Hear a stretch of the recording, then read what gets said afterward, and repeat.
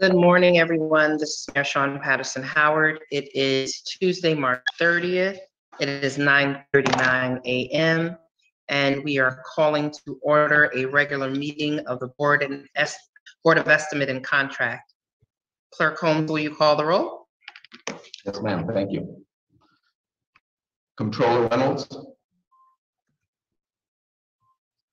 Comptroller Reynolds. And Council President Griffith. Here. And Mayor Patterson Howard. Here. If I may add to this, for the record, this meeting is virtual, as I'll read in the head. And how would you like me to document, Madam, the communications we received from the Comptroller prior to the meeting? Well, this is an all virtual meetings. All of the meetings that I chair will be virtual going forward until we bring the whole pandemic under control. It gives everyone the flexibility of being in their office, being at home, wherever they're working from. Comptroller Reynolds, I believe, sent communication saying she would not be here, and so she's absent. It's pretty simple. If she's not here virtually, she's absent.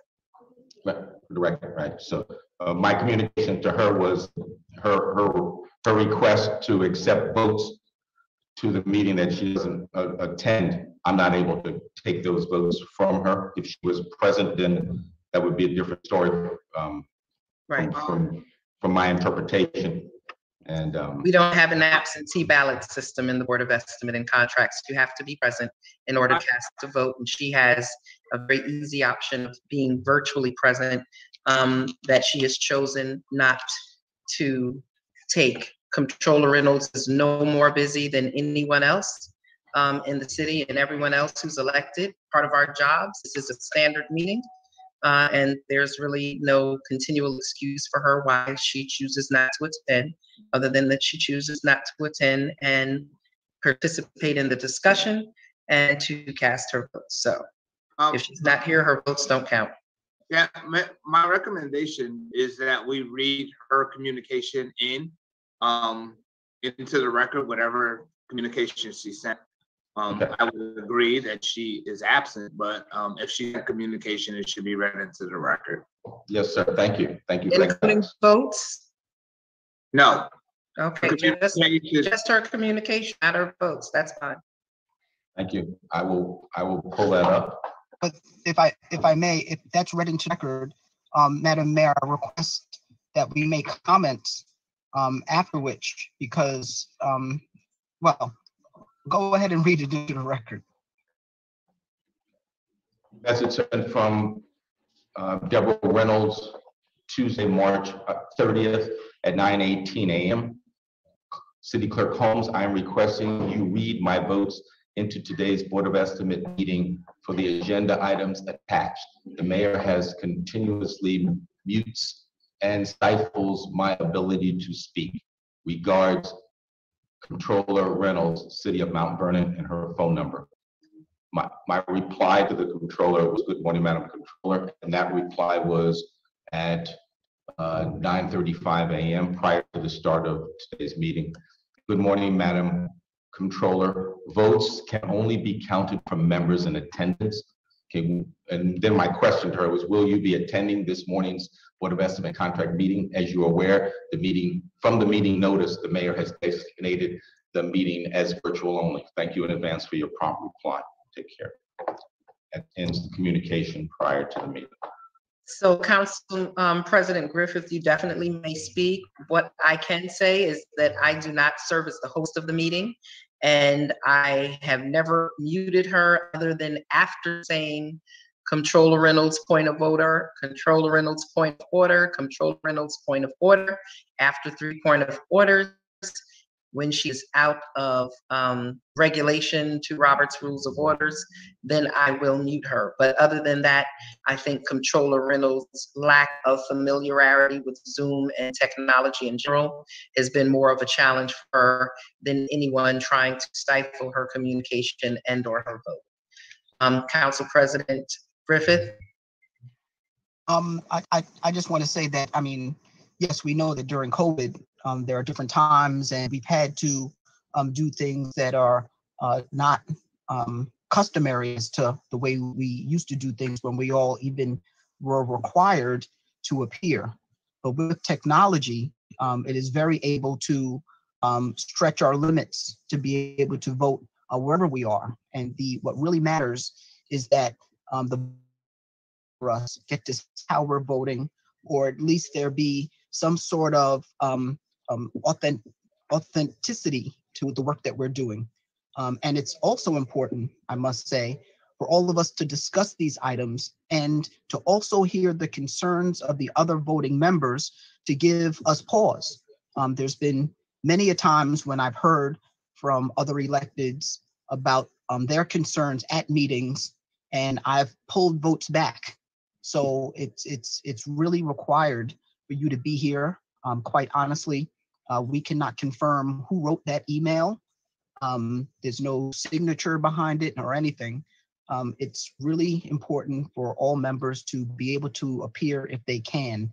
And there is a contingency process for the mayor, for the council president, and for the controller. So if the controller can't be here, or if the mayor couldn't be here, the rotation would go into effect.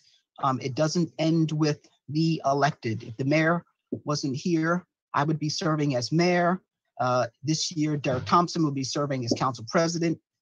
There is a rotation process in effect. So I don't want anybody to go off on the defense of the person that is not handling their responsibilities.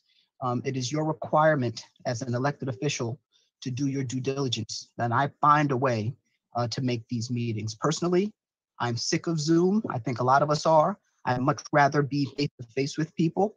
But here's the reality. So I'm literally at work today. Sometimes I'm in my car.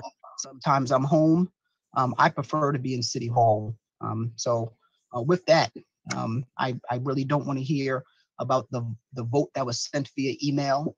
That's not how it works. It's absolutely not how it works, even during COVID.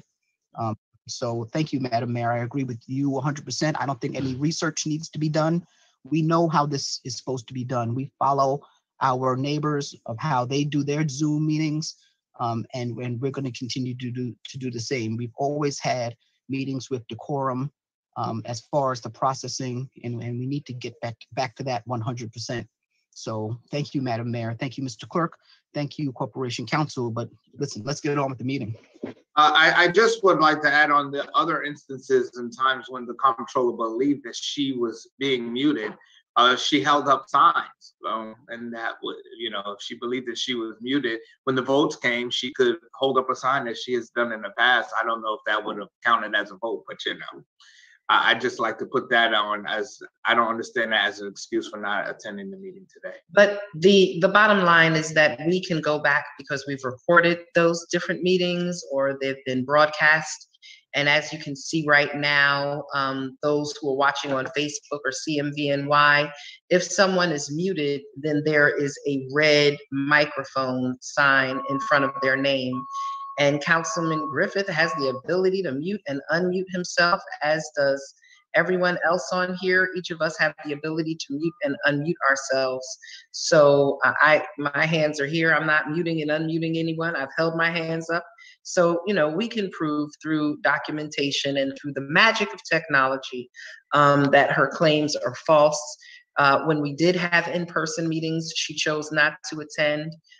Usually saying she was busy in her office or whatever it was, but this is a part of her business as the controllers to attend these meetings. And so we're just not here to deal with the excuses. She didn't even attend the budget hearings as a Board of Estimate member, but and at that time she had every ability to talk about her concerns regarding a budget, hear questions.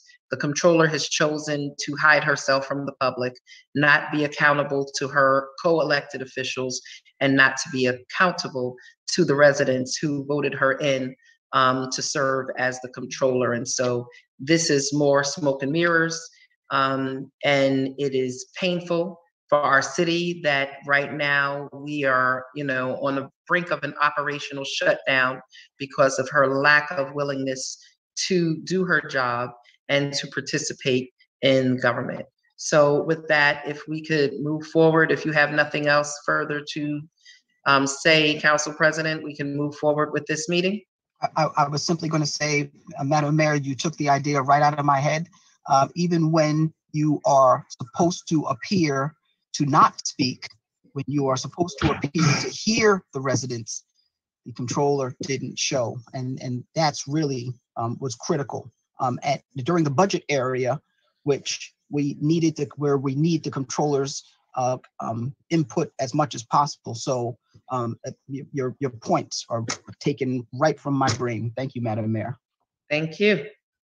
All right, so we can proceed, Clerk Holmes, if you can move forward with the agenda. Yes, ma'am. May we start with the call of the meeting, if I may? Sure. Great, thank you. And welcome today to the Board of Estimate and Contract meeting of the City of Mount Vernon, New York.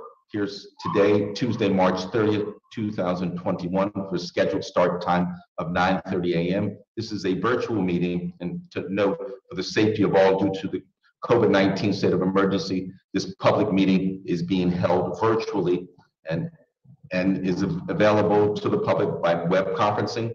Those of you who want to join can join at www.facebook.com/MOUNTVERNONNY, or you can also log on to the cmvny.com. That will take you to the city's website where you can join the meeting also.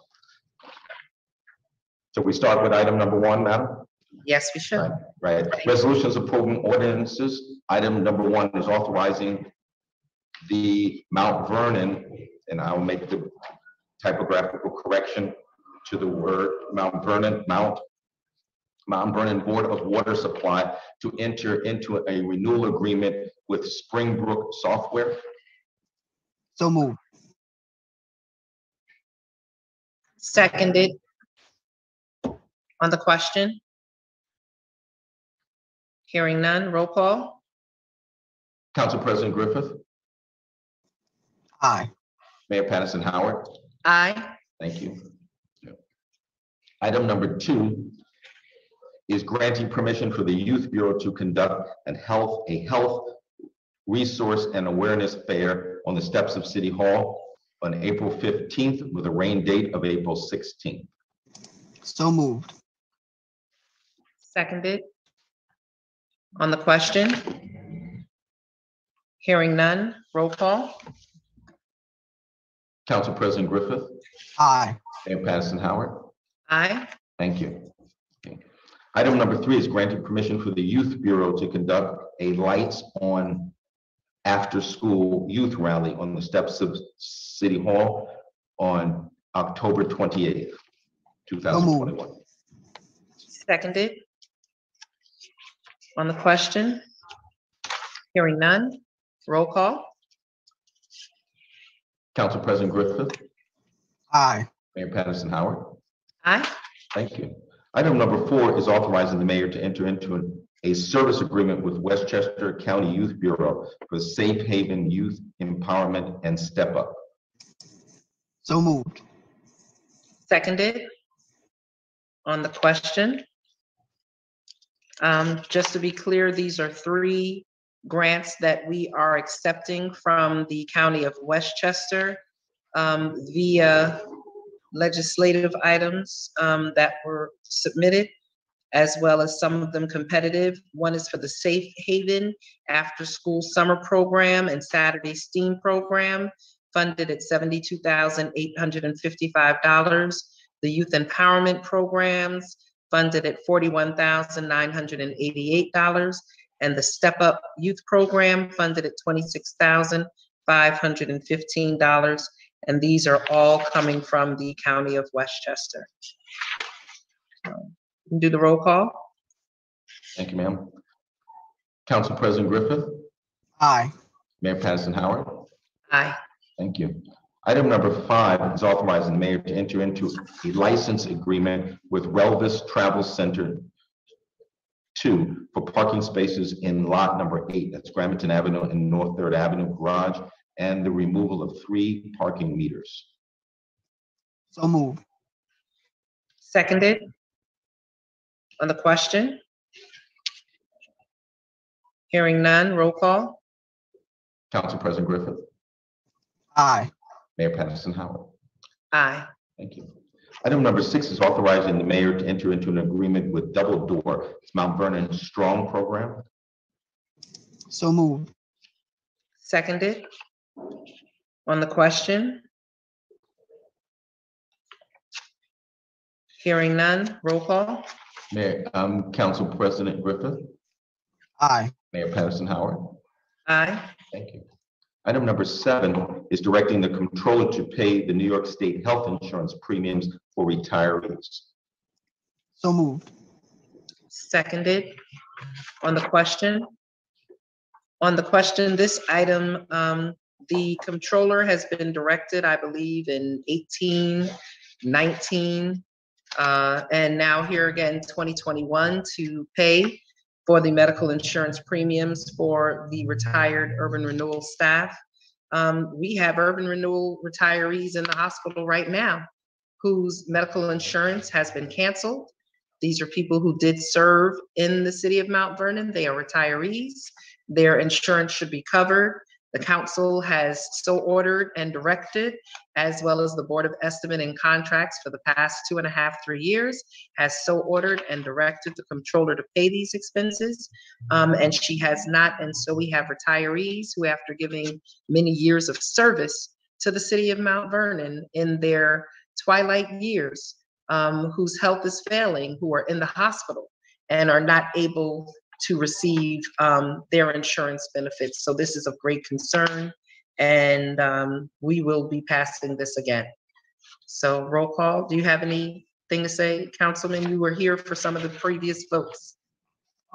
Yes, and difficult votes. And I just want to make a point of clarification for those that doubt this piece of legislation. It is clearly gotten to the point where it is critical that the money is of most concern. New York State Health will not, for any light reason, cancel health care for members of the state at all. We haven't paid in years. It is the severe case during COVID that the state will cancel insurance. So we've been able to get by for many years without paying. And I'm actually surprised that during COVID, New York State would do this, but it's totally not their fault. It is 100% the fault of the city of Mount Vernon collectively for not paying these premiums. And the council struggled with the payments in the past because of policy and structure. But the council is now 100%, I believe, 100% behind that this needs to be paid.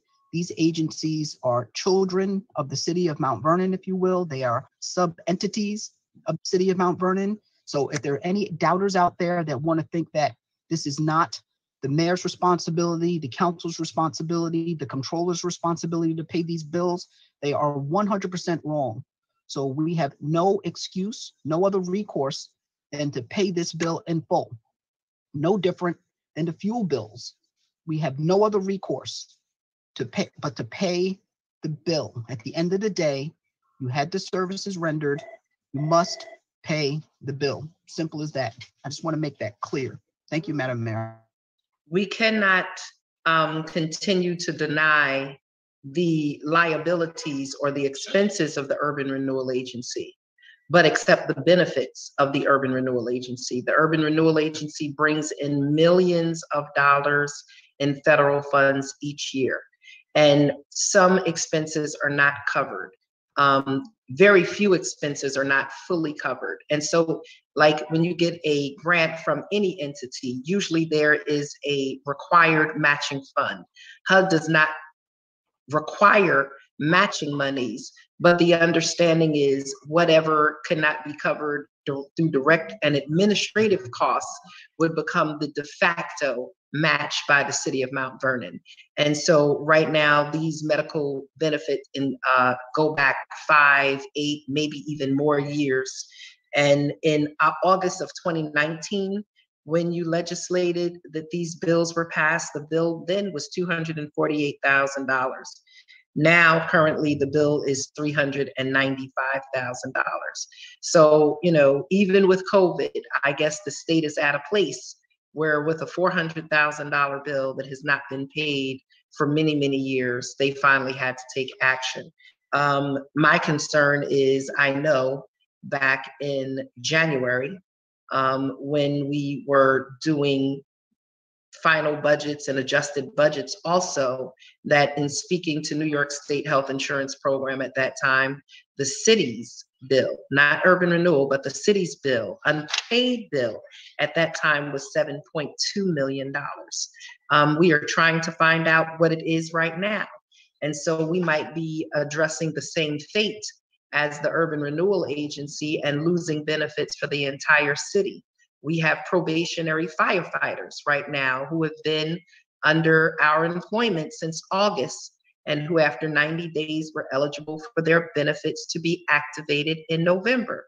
The Comptroller's Office, which manages not the Human Resources Office, but the Comptroller's Office, which registers and pays for and sends in the registration to the state for all employees, has failed to do so. And we have firefighters right now who are still not insured, but are expected to run into the harm's way on a daily basis, and who do not have medical insurance. And so this is a major issue and it must be dealt with. And with that being said, if we can call for the roll. Council President Griffith, how say you on item number 7? Aye. And Mayor Patterson Howard? Aye.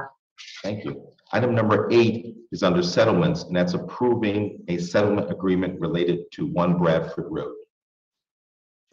So moved. Seconded. On the question? On the question, Madam Mayor, this settlement was put together by the council after multiple attempts of constructing a facility that was not approved by the city of Mount Vernon. I'm not going to go into how disappointed I think the safe word is that the council was with this developer. I want to also say that the council was very pleased with their original application. The difficulty was that the application was so far removed from the actual building that or construction that they were doing, to the point where the council literally strong-armed this developer into putting protections in place for the city of Mount Vernon. Here's the reality. This entity owns that facility. And even though we have full protections over the city from the council's point of view and from land use point of view, they are still an owner. And we want to make sure that they are good neighbors. So the council has gone to this settlement agreement, which would give us full control to be able to allow them to continue to construct a facility that we prefer to have in our city. Everything that they were trying, most of the things that they were trying to do, we have a hold on. And there is a critical approval that needs to happen in order for them to walk into the door. And we're holding that approval until they play nice with the city. One of the benefits of them with this settlement is that we were able to secure some funds for our newly adopted tree ordinance into our tree fund. We do know that most of the city's trees are reaching their useful life, to where they are falling, or to where we probably need to simply tear some of them down to protect city assets, including people's homes, cars, and thank goodness, lives, that we haven't lost any lives. So this applicant was able to secure a substantial tree fund contribution that would help us wherever we want to plant trees or purchase trees around the city. So yes, they are in a park. We've created a new zone so that they will run their business just like they're in a park. It is a commercial site, but we're not going to allow commercial vehicles being seen. We want a park-like setting as Wilson Woods Park is. So overall, council has full voting rights as to before this developer opens their facility. The council was very strict with them. They came before us this past Wednesday at our public council meeting. They committed to doing the right things for our community at this stage, and we're holding them to it 100%. We're hoping that they finish their facility within a very near future so that this council, this sitting council, could then move ahead and approve their application when it does come. I don't want any future council to have to rethink what we've done to put them in new harm's way. So I'm hoping that they become extremely good neighbors with the city of Mount Vernon.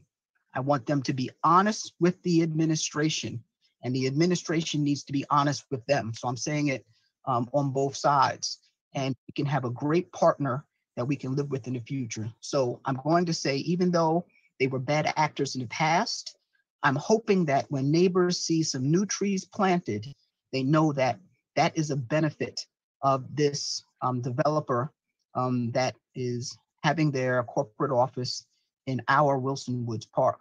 So overall, I'm approving this settlement on behalf of the 5 members of the City Council who took a very strong arm approach to the offenses that we felt from this applicant.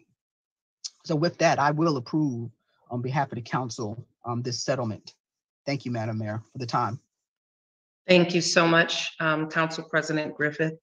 I can say that this applicant, this bad actor, absolutely, I understand you say you're disappointed. You were disappointed because this is a project that the council really supported in its inception and based on the original application. That could have been in 2018, 2019. I wasn't here yet. What I can tell you is somewhere in 2019, they acted with impunity and with reckless disrespect for the city of Mount Vernon, the residents, for the council, and for the administration. And they were actually, unfortunately, due to political expedience and politics, told to do as much and move as fast and go as far as they wanted to and as they could, because there were people who were looking and focusing more on political expedience and showing that they could get results, and disregarded the rules, the regulations, the land use policies, the building operations of this city to prove their political prowess, and allowed a bad actor to take advantage of this community.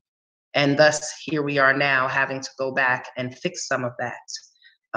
I can tell you that they also took advantage of COVID and a weakened administration that made it difficult to go out and do a lot of inspections in the first quarter of 2020. And we had to continuously give them stop work orders and roll back the work that they were doing, which took a lot of resources.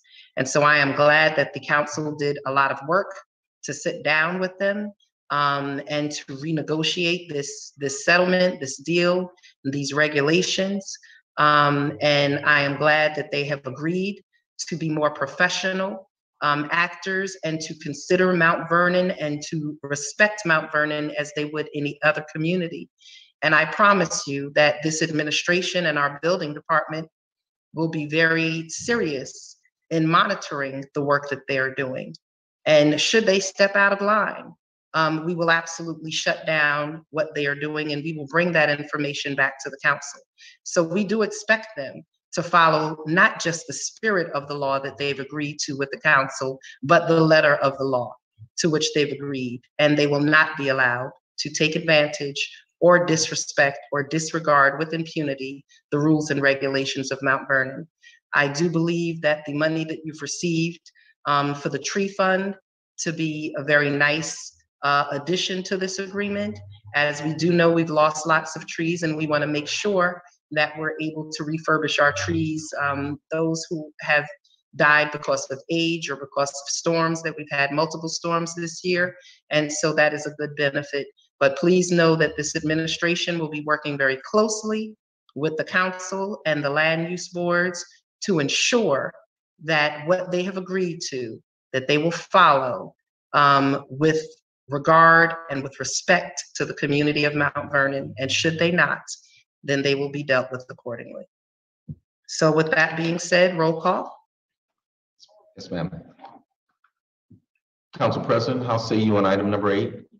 Aye. Thank you. And Mayor Patterson Howard? Aye. Thank you. Thus ends your agenda, Mayor. For just on open issues, new business, just as a report for this Board of Estimate and Contract, Council President Griffith, the City of Mount Vernon is without our EAP program. The EAP program, the Employee Assistance Program for the City of Mount Vernon, which is a benefit to our staff, has been canceled. And we have lost our EAP benefits for our citizens, not our citizens, but for our employees due to non-payment. The CSEA, the Civil Services Employees Association Union, will lose their dental and their vision benefits as of April 1st for the controller's failure to pay. Right now, even though we have passed emergency legislation through the council as well as the Board of Estimate and Contract, the controller has still failed to pay the fuel bills. She did cut $22,000 in checks last week. And when the vendor came to pick them up, she had closed her office early at 1 p.m. and left. We are right now, our 4,000 gallon tank is down to 200 gallons. We have 200 gallons of fuel left for over 25 at minimum vehicles that we have here in the city of Mount Vernon. Police vehicles, some of our DPW foreman trucks. Forget my truck or commissioner's trucks or anything that we do. I'm just talking about our emergency service vehicles. We are rationing 5 gallons of gas per shift to our police vehicles. We are in a dire situation. The state has declined our request for emergency fuel to allow us to purchase emergency fuel through them. We are working with the county, but that would require us to go out and get fuel. We are down to less than 1,000 gallons of diesel fuel, and the diesel fuel is just as important because that takes care of our large fleet of sanitation trucks as well as fire engines, and those tanks are often 50 gallons. And so while 1,000 gallons might sound like a lot of fuel, it is only fuel that, if we continue to ration it, might last us till about Friday. We continue to work with the county in finding not a permanent solution, but an emergency solution for that right now. We're in a dire situation. Our building department, our planning department's printers are not working because they are waiting on parts, and we cannot order parts, and we have not paid those leases and those bills. You know, right now we are looking at operational shutdown in a lot of different areas in the city of Mount Vernon. Also, while the controller has still not paid the food bills for our food vendors, for our seniors feeding program, and not just for the seniors, but for those who are disabled and homebound. And we found a temporary solution in working with the water department. Now without fuel again, you know, that puts that whole program in jeopardy, because now how do we deliver these meals to our seniors? So right now we have more questions than answers. I do know through our corporation counsel that we are prepared to go into court and request emergency relief from the courts.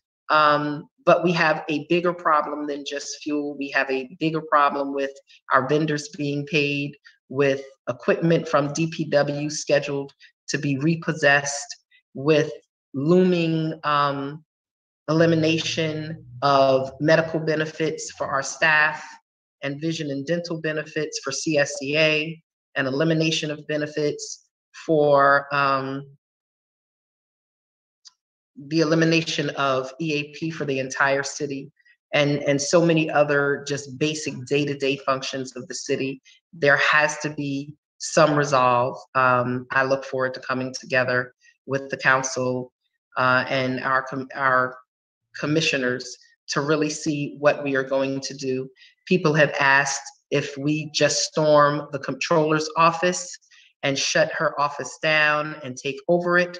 We have spoken with the state comptroller's office, who is in there doing an audit and other work, and they have instructed us that if we were to go in and storm and take over the office or breach the office, that would interfere and interrupt with the fidelity of the investigation and or audits that they're doing. Well, audits, not investigation, but audit that they're doing, and that is not recommended that we do that. So there are no easy answers. There are more questions than answers. We know a lot of what we cannot do. The challenge is identifying what we can do. Yes, a charter change is in order, but that will not answer the issue immediately. A few months ago, I did suggest that we ask for emergency legislation to have the state comptroller become our fiscal oversight agency. I know that that is a hard ask, and there is not a lot of kind of political and operational desire for that to happen. But right now, I'm not sure what our options are, but we have to come up with something, because we are at the end of our ability to operate this city fiscally. If something drastic and immediate and wide and far-reaching is not done. So I look forward to working with the council and our other state electeds. I spoke this morning with Senator Bailey. I will be reaching out to Assemblyman Pretlow and Senator Biaggi again, so because this is a state issue and we have to partner with our state electeds to figure out a more permanent solution. We cannot continue to operate in this level of crisis mode. So, Madam Mayor, I don't want to talk last, but you can. What I want to do is just 100% agree with everything that you've said, and I don't want any of our constituents to think that the council is not working with your office. Oh, you are. Quite different than it was when we had a different mayor in office, which made it extremely difficult for the council to, as part-time electeds, work to heal the city. This time around, the council is working 100% with the mayor's office with our issues. And even though it makes it much easier because we are working together, the issue is quite the same. And we're doing everything we possibly can, talking to everybody we possibly can, to the point where you're correct. The option to storming the office keeps coming up because we feel like there's nothing else we can do. I don't want our community, our constituents, to think that we're not thinking of everything possible that we can do. Let's going to talk about one issue about the fuel and how it's so critical. How it's so critical.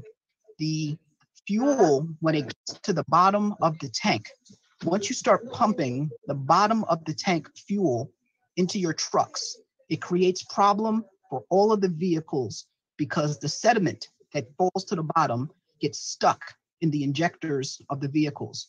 So this is not what we want, to wait until the last minute to pump the last drop of oil, a diesel fuel, or even fuel into our vehicles.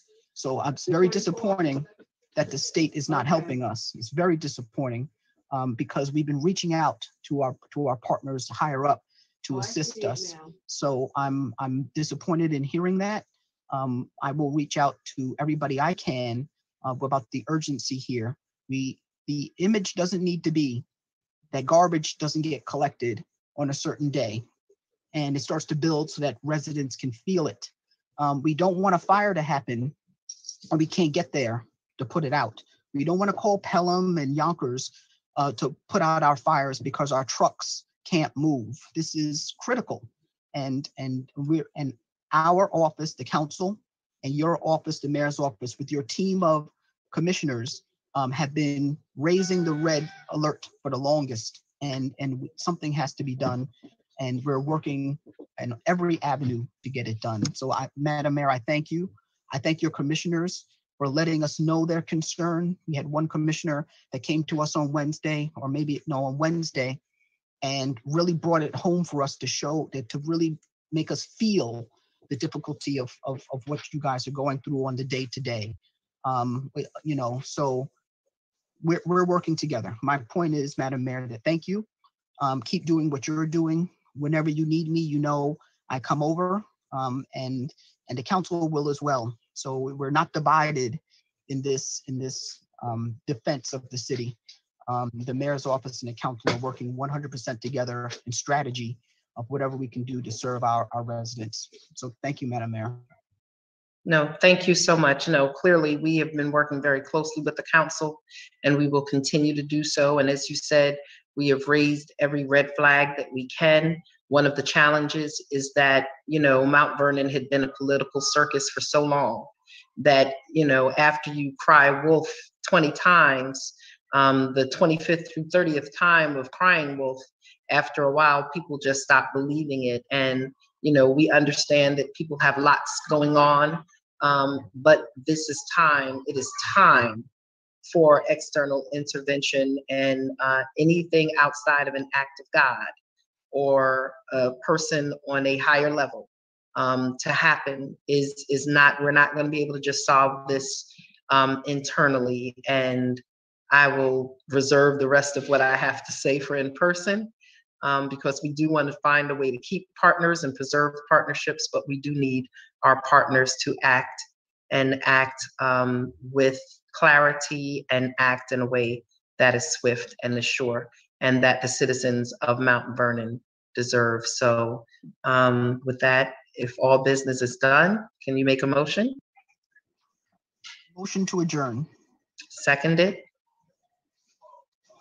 Clerk Holmes, roll call. Council President Griffith, Aye. Mayor Patterson Howard. Aye. Thank you. Meeting is adjourned. Thank you.